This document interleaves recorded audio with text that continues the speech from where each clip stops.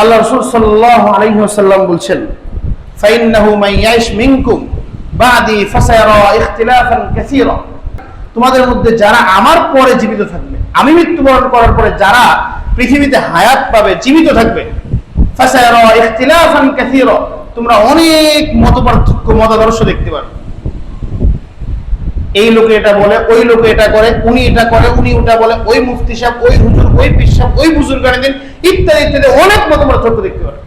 আল্লাহ রাসূল সাল্লাল্লাহু আলাইহি ওয়াসাল্লাম বলছেন, তাহলে তোমাদের কি আবশ্যক?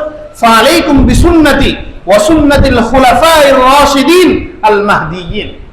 তোমাদের জন্য আবশ্যক হচ্ছে আলাইকুম বিসুন্নতি, আমি আল্লাহ রাসূলের সুন্নাহকে, আদর্শকে আঁকড়ে ধরা, ওয়া সুন্নাতিল খুলাফায়ে রাশিদিন আল মাহদিয়িন, এবং হেদায়েত প্রাপ্ত, সঠিক পথ প্রাপ্ত খুলাফায়ে রাশিদার সুন্নাহকে আঁকড়ে ধরা।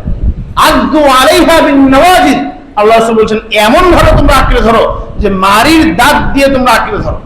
সুন্নাহকে তো মারির দাঁত দিয়ে ধরা যাবে না। আল্লাহ রাসূল বুঝাচ্ছেন আমাদেরকে যে মারির দাঁত দিয়ে কোনো কিছু ধরলে যেমন ছুটানো যায় না, আপনি মারির দাঁত দিয়ে শক্ত করে ধরবেন, আরেকজনকে টানতে বলবেন, দেখবেন ছুটবে তো না, হয়তো আপনার দাঁত খুলে আসতে পারে, এমন হতে পারে, এত শক্ত করে ধরো। সুন্নাহকে ঠিক এই মারির দাঁত দিয়ে, আদু আলাইহা বিন নওয়াজিজ, মারির দাঁত দিয়ে তোমরা আঁকড়ে ধরো।